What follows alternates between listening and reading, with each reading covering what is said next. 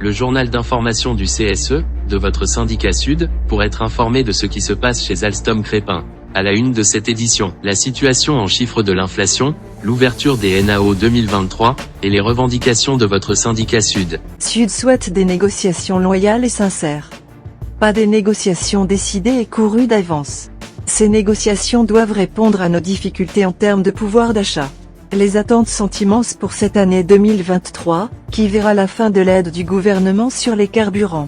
Donc une hausse probable à la pompe. Les prix du gaz et de l'électricité vont augmenter au 1er janvier de 15%. Certains salariés ont été confrontés à de grandes difficultés dues à une inflation record. La hausse du caddie moyen pour 2022 est de 13%, certains produits montent jusqu'à plus 40%. Le taux d'inflation pour l'INSEE est de 7% de janvier 2022 à janvier 2023. Seulement, la situation ne semble pas prête de s'améliorer, puisque l'année 2023 pourrait être celle d'une nouvelle hausse de l'inflation. Toutes ces analyses nous poussent donc à faire des propositions en équation avec la situation inflationniste que nous avons traversée, et que nous traversons encore. Voici nos revendications. Nous souhaitons une clause d'indexation de nos salaires qui suivent l'inflation. Que notre enveloppe des NAO soit de 7% en augmentation générale, et de 1,5% en augmentation individuelle. Que ces 7% d'augmentation générale soient partagés à part égalitaire entre tous les salariés, ou que nous soit attribuée une augmentation de 200 € pour tous. La prise en charge des frais kilométriques à 60 centimes du kilomètre, et avec une clause d'indexation sur les prix du carburant à la pompe. L'embauche de 150 intérimaires. La négociation d'un accord sur la dotation du CSE pour plus de montants sur vos différents chéquiers. Et la négociation d'un accord du droit syndical. 1450 € sur la prime de vacances. La mise en place d'une prime d'assiduité et de pénibilité, la semaine de 32 heures en 4 jours sans perte de salaire. Le déplafonnement de la prime d'ancienneté à 32 ans est calculé sur le salaire réel. L'augmentation de 1,5% à chaque changement de poste ou de contrat pour promouvoir la polycompétence. 30 € par nuitée et dès la première nuit. Augmentation des primes liées au travail de 2,5%. Une augmentation individuelle tous les 3 ans.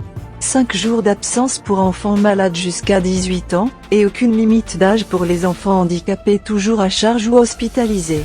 La mise en place des chéquiers déjeuner pour service. Une prime panier pour les postés de l'après-midi. 1 € sur nos cartes de pointage, utilisables aux restaurants d'entreprise et distributeurs. Prime de salissure pour les dépôts de services. Prime de localisation pour tous les techniciens de service qui suit le prix des loyers. Mise en place du forfait mobilité durable de 500 € et d'un titre carburant de 200 €. La renégociation de la prime partage des valeurs, pour un versement en plusieurs fois. Le dispositif permet d'aller jusqu'à 6 000 € à l'année, il est donc possible d'avoir 500 € par mois.